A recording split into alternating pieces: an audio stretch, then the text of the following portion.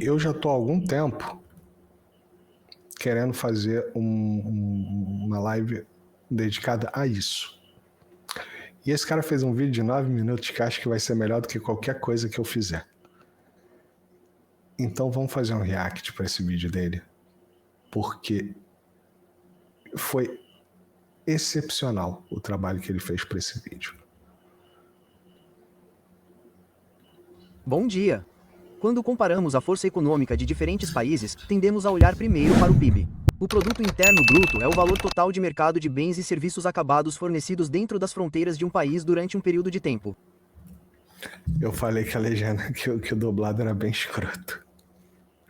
Ah, meu Deus, que saudade da Herbert Richards. Mas é o que tem para hoje. Pelo menos todo mundo vai poder participar disso aí.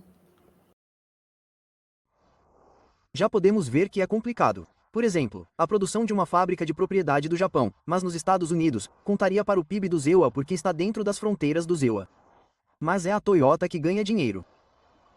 Não entraremos em detalhes, mas a definição de bens acabados também é complicada. Aqui está a fórmula para o cálculo, que também não entraremos em detalhes. Então, olha só, ele já começa falando, não vai entrar muito em muito detalhe, porque esses detalhes não importam tanto, tá? Ele já começou com 2 pés no peito, botando um dado muito interessante. O produto que é produzido no Japão pela Toyota, ou talvez montado no Brasil, né? No caso da Honda, por exemplo, é montado no Brasil. Provavelmente são os Honda do Brasil que vão para os Estados Unidos, e não os do Japão. Não sei, pode ser que seja do Japão também. O produto é produzido no Japão, é vendido nos Estados Unidos, é vendido no Japão também, mas é vendido, o que é vendido, o que vai para os Estados Unidos é vendido nos Estados Unidos, e isso conta para o PIB dos Estados Unidos. Esse produto produzido no Japão, vendido nos Estados Unidos, o dinheiro volta para o Japão ou volta de alguma forma para investimentos da empresa dentro do próprio Estados Unidos ou em outros lugares do mundo, volta para a empresa japonesa. Esse produto ele conta para o PIB dos Estados Unidos. Mas há problemas bem óbvios com esse cálculo também, que é que o valor monetário de algo em um país é diferente do mesmo produto ou serviço em outro país, mesmo que o produto seja idêntico. Vamos analisar o custo de uma ida ao dentista. A diferença entre uma consulta ao dentista nos Estados Unidos em comparação à China. Compararemos maçãs com maçãs da melhor forma possível. Uma limpeza nos Estados Unidos custa de US $75 a US $200. Na China, uma limpeza dental custa cerca de US $18. Obturações no ZEUA custam de US $75 a US $250. Na China, custam 44. Nos Estados Unidos, uma coroa custa de US $1.000 a US $1.500. E na China, custa cerca de 450. Na China, não há realmente seguro odontológico. Tudo é pago do próprio bolso. E voltaremos a essa parte mais tarde. Então ele já começou falando sobre essa questão dos produtos produzidos em outros países e vendidos dentro dos Estados Unidos. Vão para o PIB. O valor nacional das coisas, porque olha só, lembra que eu falei da tiazinha que paga $2.000 de aluguel nos Estados Unidos e eu ainda brinquei no Brasil? Provavelmente você não vai morar em qualquer apartamento no Brasil, não, a $2.000. Mas qualquer cidade, qualquer bairro, eu acho que você mora. Eu arrisco dizer com 80% de certeza, 10% de incerteza e 10% por Big Guy de propina, que você consegue morar em qualquer cidade, qualquer bairro, talvez em qualquer condomínio do Brasil, com $12.000, com R$12.000 por mês de aluguel. Aluguel. Tá? Veja bem, quando você paga o teu aluguel,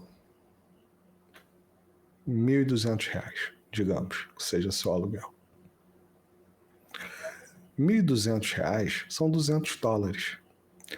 A tiazinha pagou $2.000 de aluguel para morar num conjugado em algum lugar. Talvez não seja um conjugado, estou exagerando um pouco, mas para morar em qualquer lugar. Ela com certeza não mora num prédio ao lado da Trump Tower em Manhattan, né? Ela mora num prédio comum. Eu na Suíça, quando eu morei na Suíça, O lugar onde eu morava na Suíça se chamava Cité-Lignon. Era que a gente, no Brasil, a gente ia chamar de BNH, Coab. Era um prédio gigantesco,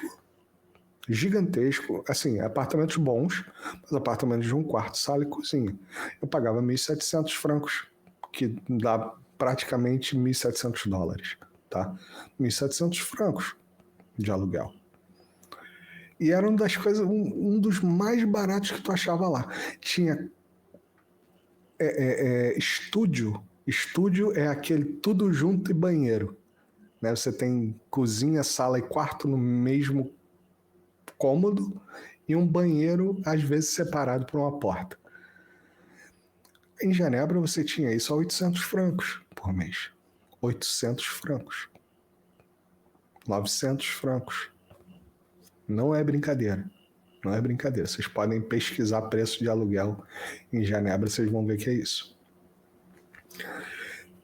Então, assim, você no Brasil, com 1.000 francos, são 6.000 reais, você talvez também vá conseguir morar em qualquer bairro, ou pelo menos, assim, qualquer cidade do Brasil. No Rio de Janeiro, você vai morar talvez na Barra da Tijuca sem grandes problemas, com 5.000 reais. Próximo à praia. Não vai ser na beira da praia, talvez, mas próximo à praia. Talvez você more na beira da praia, num apartamento menorzinho. Então, e eu estou falando comparado com um estúdio tudo junto, kitnet, em Genebra. Né? Não é na beira da praia, não é na beira do Le Mans, do lago, né? Então ele coloca isso, ó, o dentista, cada transação dessa do dentista que custa 18 dólares na China, isso vira PIB. Né? Então o dentista ganhou 18 dólares, contou 18 dólares para o PIB. Esse mesmo dentista nos Estados Unidos contou 75. É 4 vezes mais. É 4 vezes mais. Vamos seguir. Essa é uma ida ao dentista. Vamos reservar um hotel no centro da cidade de Nova York.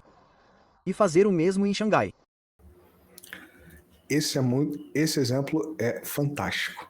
Porque ele pega o mesmo hotel, mesmo quarto, mesma rede, em 2 lugares diferentes. Eu vejo isso. Né? Hotéis que aqui, né, quando a gente vê, por exemplo, para ir no Brasil, a gente vê os preços dos hotéis hoje, a gente fala assim, caralho, é muito barato. Você ficar num hotel em São Conrado, em Ipanema, é muito barato. Não é barato. Para o brasileiro não é barato. Para quem ganha em euro é barato. Né? Você divide a moeda por 6. E aí o próprio hotel no país é mais barato porque o funcionário que ele paga é mais barato. Né? Faremos os mesmos dias de segunda-feira, 2 de junho a segunda-feira, 9 de junho. Também escolheremos a mesma rede de hotéis. O Park Hyatt New York é 5 estrelas e as 1.182 dólares por noite. O Park Hyatt Xangai 5 estrelas nas mesmas datas custa as 286 dólares por noite. Mas um viajante de negócios hospedado na cidade de Nova York está, de alguma forma, contribuindo com mais de 4 vezes o PIB de Nova York e dos Estados Unidos do que um viajante de negócios para Xangai, hospedado em uma propriedade 5 estrelas quase idêntica. O custo...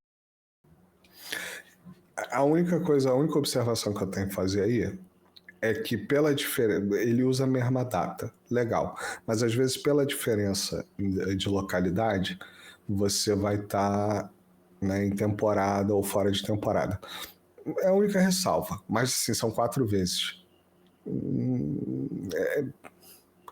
Dá para tirar um parâmetro, né? Acho assim, seria mais justo talvez se ele pegasse, ó, pior dia do ano, mais caro ou mais barato nos 2 casos. Qual o preço?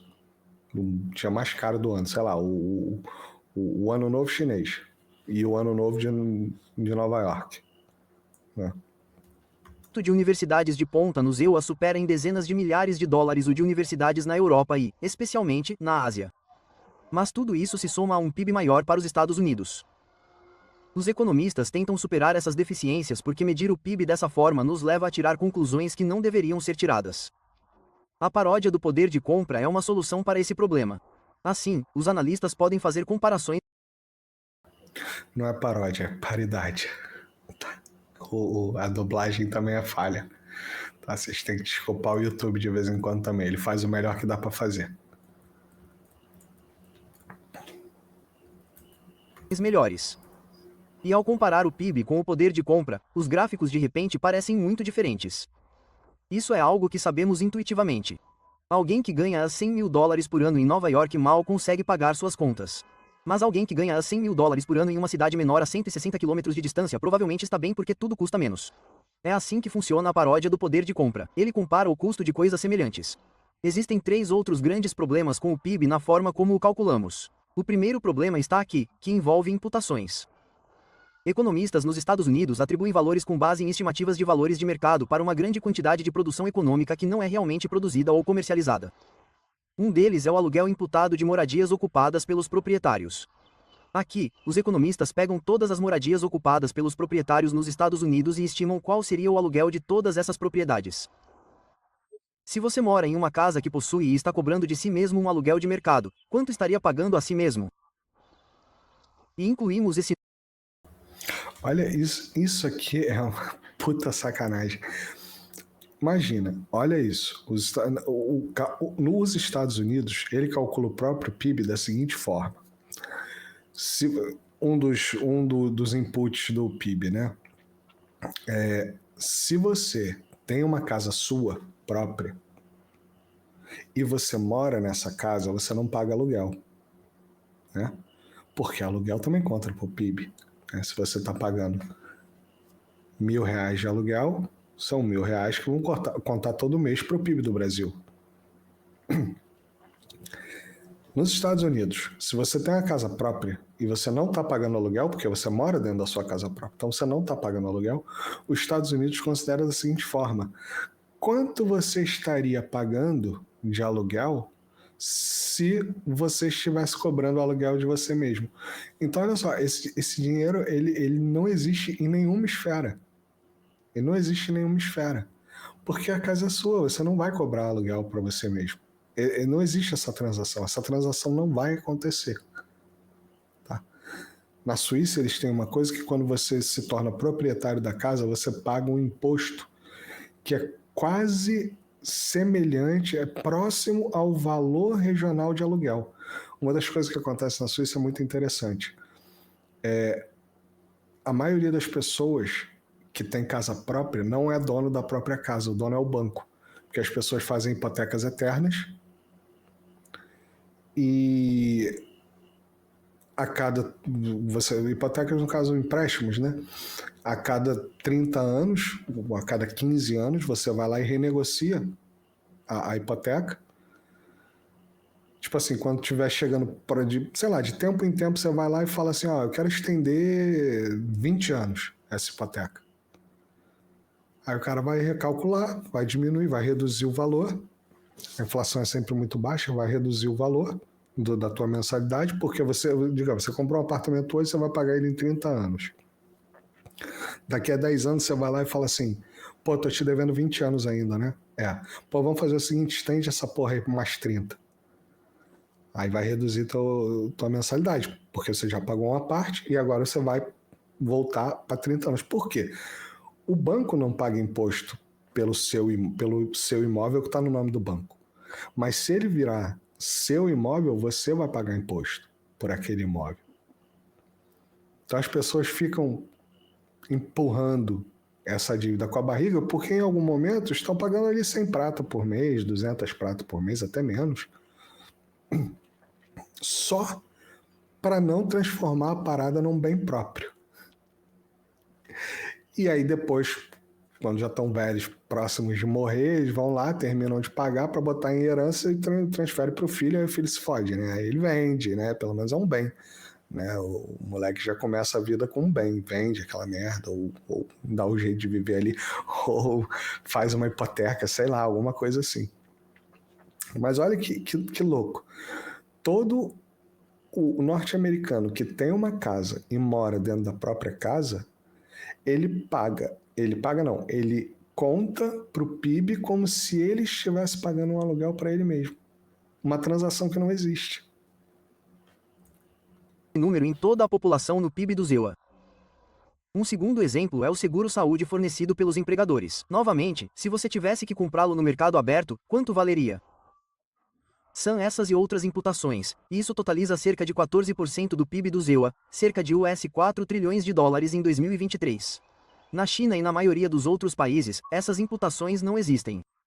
Se não houver fluxos de caixa reais para contabilizar, isso não será incluído nos números do PIB. O segundo ponto diz respeito a... Então, olha só. 4 trilhões. Como ele mostrou no gráfico ali ainda há pouco, o PIB, o suposto PIB da China, calculado da China, é de 19 trilhões e meio de dólares. O dos Estados Unidos é de 26,5. Ou seja, a gente tem aí entre 6 e 7 trilhões de dólares. Só nos números fictícios, você enxuga 4 trilhões dos Estados Unidos. A China tem números fictícios? Não sei, mas pelo que ele está explicando aí, não. Ou pelo menos não dessa forma, não tão descarados. Sei lá, não sei nem qual é o adjetivo para usar para isso, além de cara de pau. Quão longe nossos dólares realmente vão no mercado em comparação com outros lugares. Os gastos com construção são um componente importante do PIB tanto nos Estados Unidos quanto na China. As 1,1 trilhão de dólares no ZEUA e US 1,2 trilhão de dólares na China. Então, é quase a mesma coisa, mas não é realmente a mesma coisa. A China produziu 1,3 bilhão de toneladas de aço em 2022, em comparação com 97 milhões de toneladas nos Estados Unidos. A China constrói muitas ferrovias de alta velocidade, o ZEUA, nenhuma. Dezenas de milhares de prédios de apartamentos, pontes, rodovias, aeroportos e portos. Quase todos eles foram construídos nos últimos 20 anos. Todos pagos supostamente com o mesmo valor nocional em dólares que gastamos no ZEUA, onde não fizemos essas coisas. O terceiro problema é a comparação de nossos setores de serviços. A China tem 4 vezes a população dos Estados Unidos, mas tem menos da metade do número de advogados. Os Estados Unidos têm mais de 5 vezes mais contadores e 15 vezes mais consultores de investimentos. O setor de lobby americano não tem equivalente real em nenhum lugar do mundo, muito menos na China. E todos esses empregos são bem pagos nos Estados Unidos. Há muito mais pessoas trabalhando nesses empregos e com salários muito mais altos. Isso se traduz em mais ações judiciais, mais prêmios de seguro, trabalho de auditoria, elaboração e aplicação de legislação que faz com que todos esses empregos de lobista valham o dinheiro que recebem e assim por diante. Se tudo isso contribui ou não para algo significativo é uma boa pergunta, mas todos eles contam para o PIB do ZEUA de uma forma que é única para cada outra economia do mundo. Então, e se retirássemos todos esses setores de serviços do cálculo? Então, esse é um ponto extremamente importante. Por quê? Basicamente, o que ele está colocando é o seguinte, pô, olha só, a China está produzindo coisas. A China está melhorando a vida do chinês. Por que isso é melhorar a vida da pessoa, tá? Você pode, Jones Manuel Zad, falar, porque aí vai mudar o oligarca estrangeiro por nacional. Não interessa, isso está melhorando a vida das pessoas.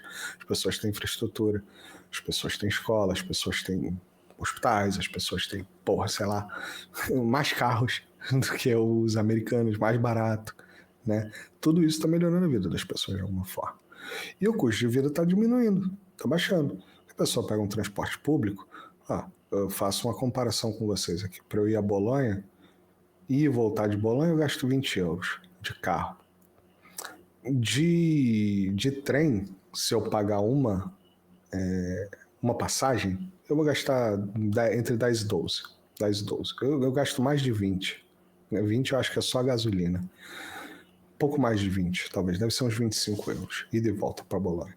Se eu for de trem, eu vou gastar uns 12.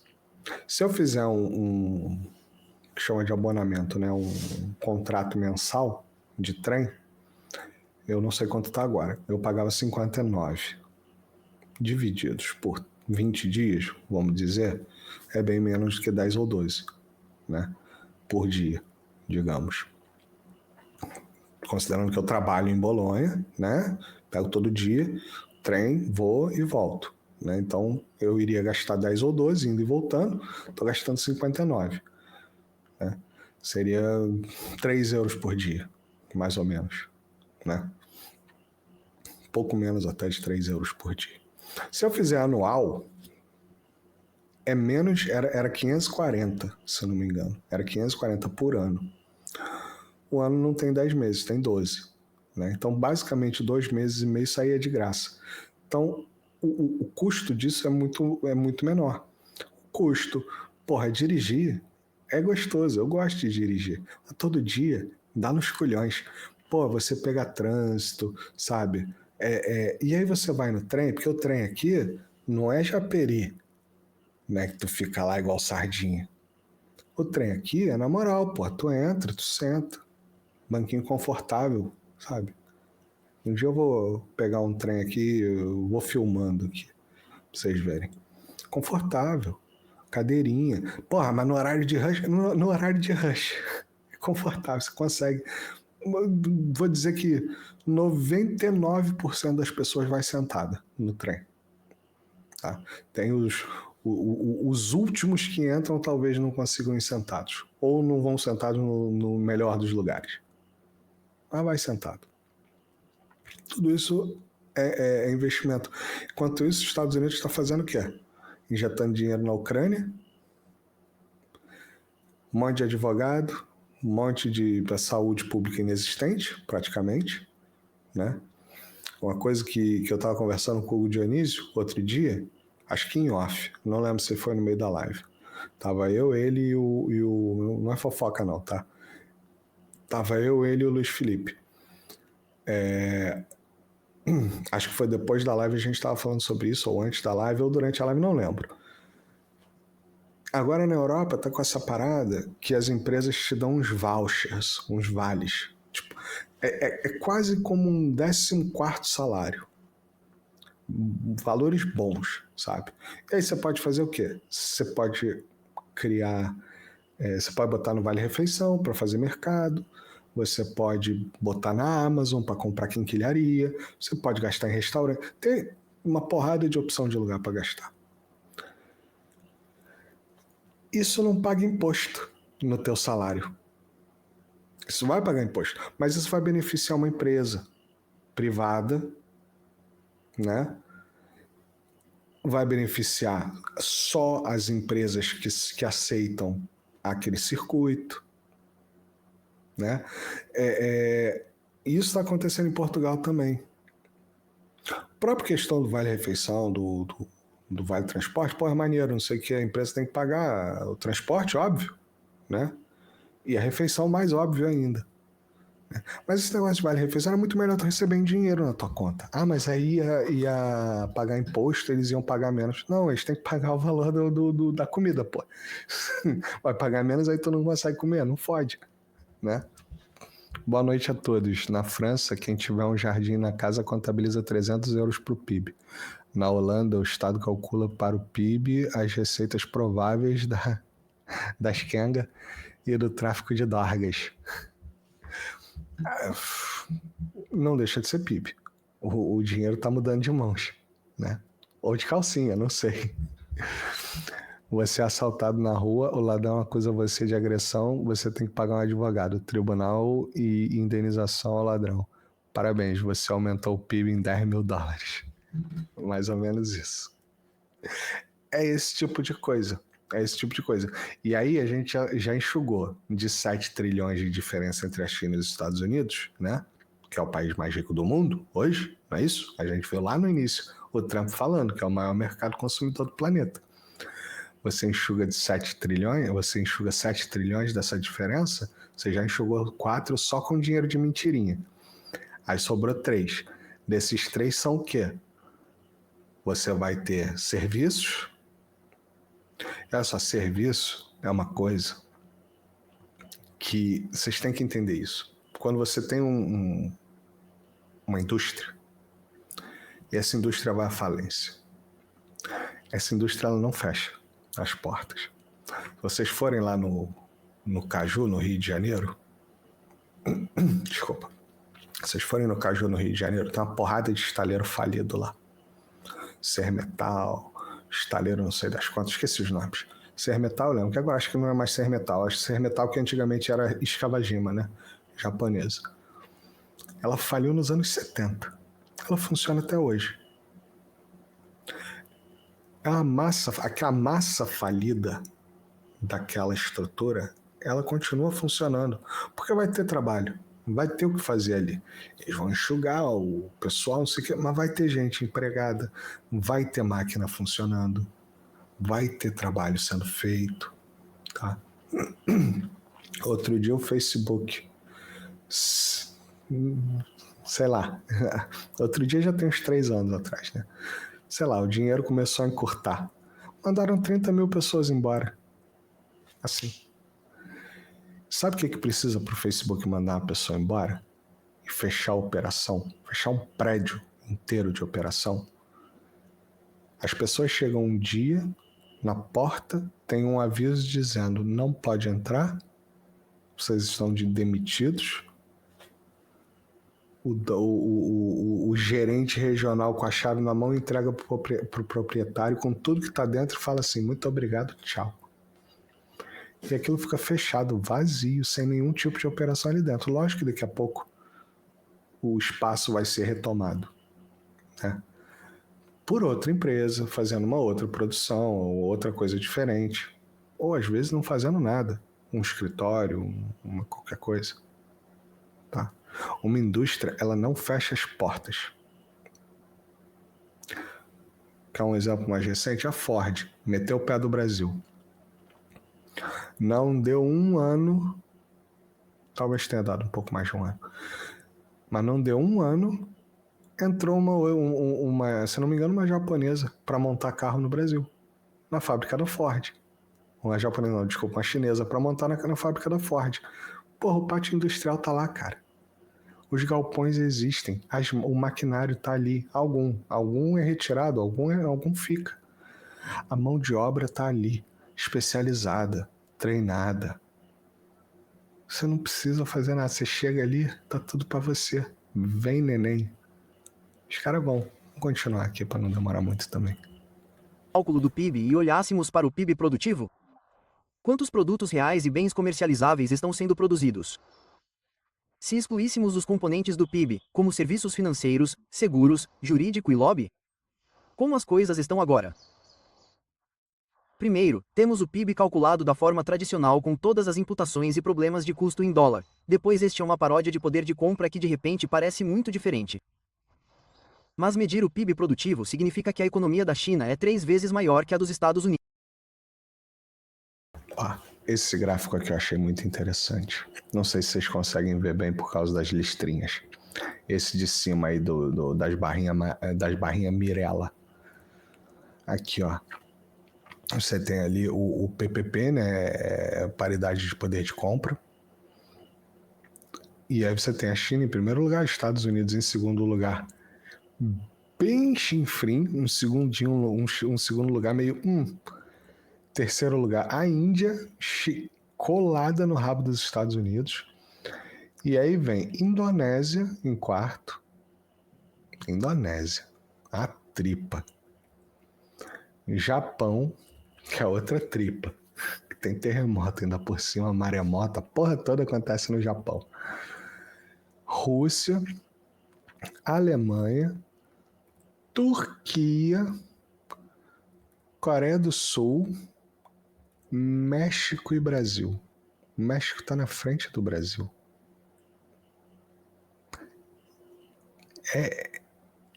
Assim, eu sei que o México também samba bem numas indústrias norte-americanas. Esses dias até, qual foi? Foi a John Deere, né? Aquela empresa de tratores falou que ia fechar as operações nos Estados Unidos. Foda-se, vou pro México. Mas está na frente do Brasil. Alguma coisa está errada no Brasil, né? E aqui o Brasil fica em 11º depois do México. 11º aqui embaixo, né? No caso aqui ele tem os valores de PIB, GDP PIB e o per capita, né? E aí você vê que o per capita já começa a mudar bastante aqui. Setor de serviços, 80% no Brasil, nos Estados Unidos. 80% é setor de serviço. No Brasil, 72%.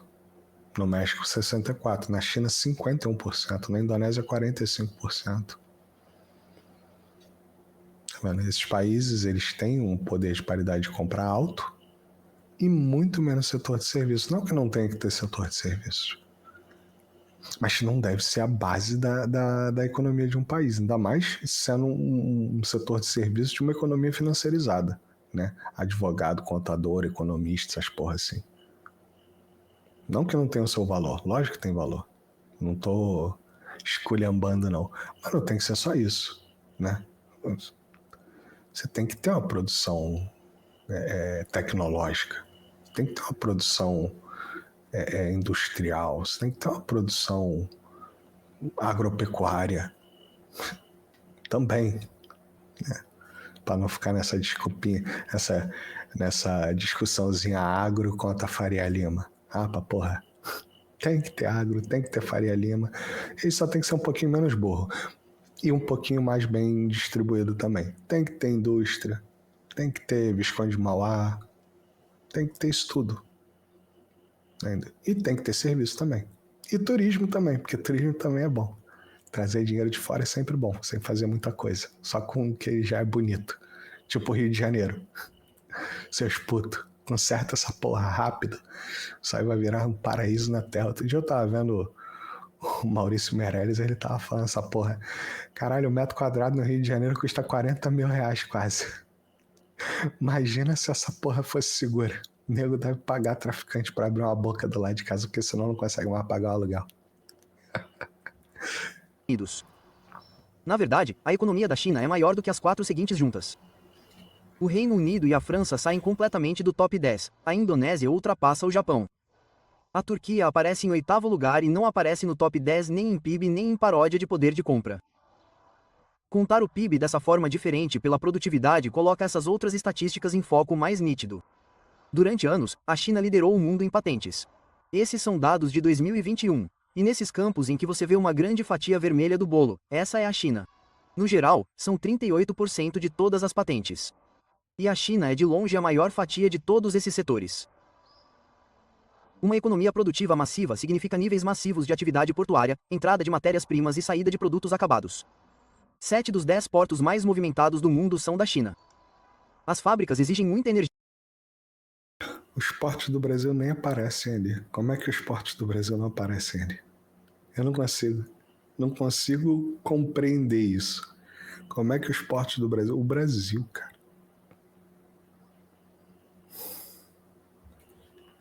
Para funcionar. E a China consome mais eletricidade do que os EUA, Índia, Rússia, Japão, Brasil e Canadá juntos. Essas são questões com as quais os economistas estão se debatendo e são as mesmas questões enfrentadas por qualquer pessoa que tenha vivido aqui por um tempo e apenas olhado ao redor.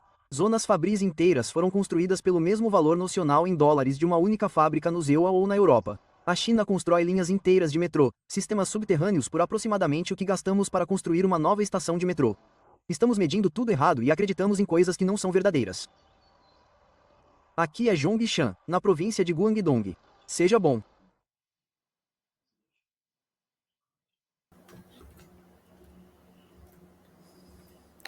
Os vídeos desse camarada são muito bons. São muito bons. Vocês entenderam a questão do PIB? Isso é muito importante. Isso é extremamente importante. Isso aqui eu deixei até separado para fazer um corte, porque eu queria de fato fazer um vídeo sobre isso para que as pessoas entendam o que quer dizer o PIB, por que é tão pouco importante quando o presidente da República vem dizer que o nosso PIB vai aumentar em 3%. Foda-se. Porra. E qual é a diferença? Isso significa que a gente está fazendo mais dinheiro trocar de mão. Isso significa que, de repente, o governo fez um plano assistencialista e gastou 3% do PIB do ano passado a mais. Não quer dizer nada. Tá? O PIB não é nada. O PIB não significa nada. Ele vai te dar alguns indicadores, vai te dar um indicador se a economia, por exemplo, tá estagnada, talvez, tá mais aquecida, né? Mas não quer dizer, porque não quer dizer que você esteja produzindo mais porque seu PIB cresceu. Pode ser que você esteja por algum motivo, num ano, trocando bens de mão mais vezes. Você comprou um carro e não teve dinheiro para pagar e vendeu de novo. Por exemplo, você fez PIB 2 vezes naquele ano vendendo o mesmo carro. Você faliu. Você... Um monte desses exemplos que ele falou aí pode acontecer em massa. E pode ser um indicador ruim. Nos Estados Unidos é um indicador ruim. Nos Estados Unidos o que acontece são indicadores ruins. Né? Como mostrou ali, você pode estar com muito advogado. O brother aqui falou, vai ser assaltado na rua, o ladrão acusa você de agressão, você tem que pagar um advogado, pronto, virou PIB. Isso não é bom. Eu acho que esse é o tipo de coisa que não acontece tanto no Brasil. Mas sim, as ONGs, o dinheiro que entra em ONG para impedir a exploração da margem equatorial da Amazônia, não estou acusando ninguém especificamente, não. Isso é PIB. Isso é PIB. É mole. O país é mantido refém e ainda contabiliza PIB. Então é uma medida que a gente não deveria usar. A gente não deveria... Sabe, se alguém fala, o PIB do Brasil cresceu, se algum colega teu no boteco fala isso, o PIB do Brasil cresceu, você fala para ele, irmão, pega o PIB, com todo respeito, dobra em 3 pedaços, um para cada letra, e você sabe o que fazer.